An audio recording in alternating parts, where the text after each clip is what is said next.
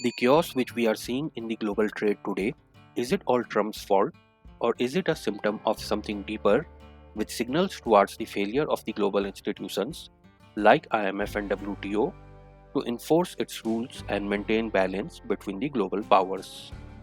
People who understand the workings of these global institutions say that both these bodies have governance problems. They have very old, outdated methods of governance structure which allows the individual countries to claim to be in the developing country status. These countries basically argue that they are not yet ready to compete with the rich and developed countries on an equal footing. So at the WTO, no country ever transitions from the developing country status to the developed country simply because it's far more convenient to be a developing country. So basically, at the start of the negotiations, if you are a developing country, you know that the developed countries, for instance, let's say the G7 countries, will be reducing their tariff far more than the developing countries. And the developing countries will also have more time to reach their global commitments, such as climate change goals and other similar goals. So countries like China, who classify themselves as a developing country, benefit from it. This is very, very competitive in every manufacturing area that you could imagine. Having lower tariff for your goods, along with lower labor cost, especially if done at economies of scale, provides an unbeatable competitive advantage which can't be matched by those manufacturing in the developed countries. And this advantage spreads across all three sectors of the economy. So, the economy of any country can be divided into three sectors, namely primary, secondary, and tertiary.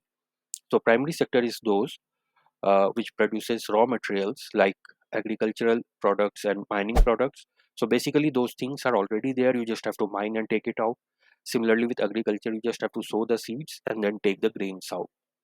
Then there's a secondary sector of the economy which relates to manufacturing finished goods in factories. So basically, once you have these raw materials, you need to process this in factories to produce finished products, finished goods, which can be used by the consumers, and it does require some skill which is higher than those involved in the primary sector.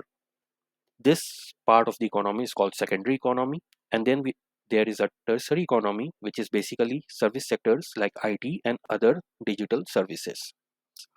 You could also include banking, marketing, all of those which require higher and different kind of skills which is required for the secondary sector. So some critics of the present structure argue that a developing or developed status should be given at the sector level and not for the entire country across the board. For example, they say that a country like Argentina, which has a very strong and developed agricultural sector, but gets tariff relief in its agricultural and meat exports as well due to its overall status as a developing country. So while Argentina lacks in its secondary and tertiary sectors, it has a very well developed primary sector, but it continues to enjoy the advantage compared to a developed country like USA because it faces no tariff when it exports its agricultural and meat products to US. Similarly, India continues to get low tariff for its IT and other digital service exports, even though it's the leading player in this field now. When Western countries were sending their factory work to China, they told their general population that they would be able to transition to the higher paying service sector jobs, but that has not happened as well due to the lack of skills and uncompetitive pricing. The company management and shareholders profited handsomely from the reduced cost of manufacturing, but that advantage wasn't passed on to the labor and buyers who saw their standard of living drop quite sharply in a couple of decades. And this gives rise to someone like Trump, who promises to bring the manufacturing jobs back to America and improve their standard of living. If not Trump, it would have been somebody else. For the last decade or so, the United States have been trying to slowly reduce the role of these global institutions like IMF and WTO by reducing the funding available to them and not letting the important vacancies to be filled. It was done under Biden and under Obama as well before Trump. So it's indeed ironic that the United States was the architect of the global system that we have today, and now it seems to want to destroy it as it doesn't work for them anymore.